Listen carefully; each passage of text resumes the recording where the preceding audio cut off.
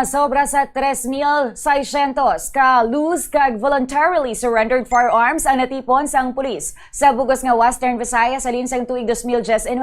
Base sa data sang Police Regional Office 6 sa nasabit nga numero, masobra sa 1,200 ang halin sa Antique nga mo may pinakamadamo nga na-recover. Ginsundan ini sang aklan nga mayara sang 978 kun sa din 862 o kun 862 ang yara sa kustodiya kag 116 ang yara sa Regional Forensic Unit. Ikatatlo ang Iloilo nga mayara sang 959. Ikaapat ang Iloilo City nga mayara sang masobra 170 kag nagapang sunod dira ang Capiz Police Provincial Office nga mayara sang 175 nga na-recover sa Regional Mobile Force Battalion nga may 121 kag sunod ang Guimaras Police Provincial Office nga may 37. Suno kay Acting Director Police Brigadier General Randolph Tuanyo sang Police Regional Office 6, 90% sa na-recover nga armas lutang amo ang homemade kag indi mga lisensyado. Pahayag pa niya nga 20% tubtob 30% sa mga ini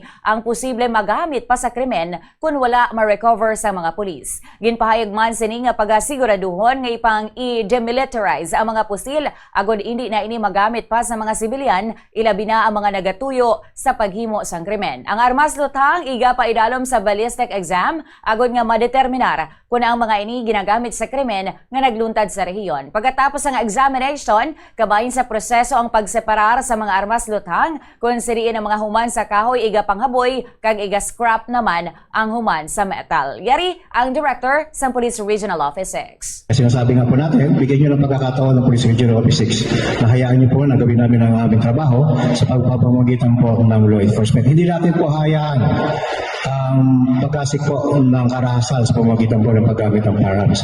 Pagpapatuloy po tayo sa ating pagkumbinsi sa ating mga kababayan na mag-surrender ng mga lost firearms po. Po ninyo at face value kung titignan po ninyo yung mga physical na anyo ng mga firearms na nasa harap natin to. Pinag-uusapan namin ito ay more likely 90% na homemade.